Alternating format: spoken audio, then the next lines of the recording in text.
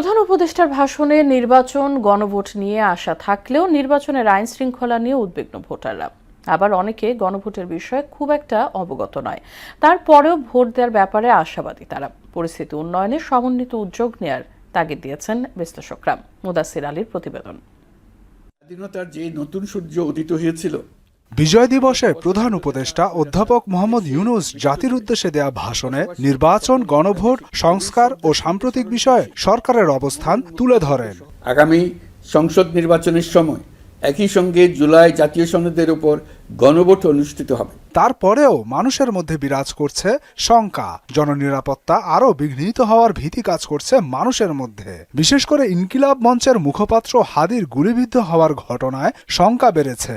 জনগণের যে প্রত্যাশার আলোকে কিন্তু এই ডক্টর ইউনূস কাজ করতে পারছে না। আকাঙ্ক্ষার জায়গাটাকে অন্তর্বর্তীকালীন সরকার টিউন করতে পারেনি, নক করতে পারেনি। নির্বাচনের যে একটা আয়স সুষ্ঠুভাবে যেটা নির্বাচনের একটা আছে সেরকম দেখতেছে না। আমাদের আইন শৃঙ্খলা বাহিনী ওভাবেই কাজ করছে না বা তারা ব্যর্থ হচ্ছে। নির্বাচনের আগে যেসব সহিংসতাগুলোর চিত্র আমরা অলরেডি দেখতেছি, এই ব্যাপারগুলো নিয়ে আসলে আমি খুব শঙ্কিত। অনেকেই গণভোটের ব্যাপারে অবগত নন। এছাড়াও একই দিনে নির্বাচন গণভোট নিয়ে মিশ্র প্রতিক্রিয়া জানান সর্বস্তরের মানুষ।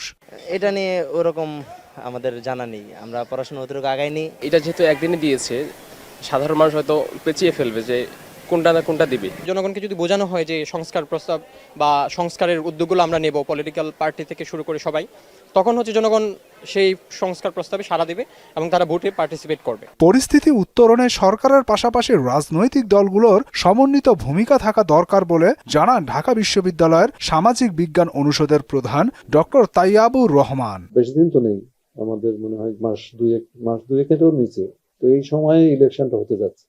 সেরকম একটা পরিবেশ তৈরি করা সরকারের দিক থেকে যেমন দায়িত্ব আছে, ইলেকশন কমিশনের দায়িত্ব আছে, এর সাথে রাজনৈতিক দলগুলোরও দায়িত্ব আছে। তবে ভোট নিয়ে মানুষের প্রত্যাশা তৈরি হওয়াকে ইতিবাচক হিসেবে দেখছেন এই বিশেষজ্ঞ। নির্বাচনকালীন আইন শৃঙ্খলা পরিস্থিতি নিয়ে এক ধরনের উদ্বেগ রয়েই গেছে। বিশেষ করে হাদির গুলিবিদ্ধ হওয়ার ঘটনায় এক ধরনের ভীতি কাজ করছে সাধারণ ভোটারদের মধ্যে। তবে এর মধ্যেও ভোট দেওয়ার বিষয়ে আশাবাদী তারা, যে আশাবাদ বিগত আওয়ামী লীগ সরকারের অধীনে নির্বাচনগুলোতে ছিল না। পরিস্থিতি উন্নয়নে সরকারের আইন প্রয়োগ সহ রাজনৈতিক দলগুলোর সমন্বিত উদ্যোগ দরকার বলে মত বিশ্লেষকদের। মুদাসসির আলী, মোহনা সংবাদ, ঢাকা।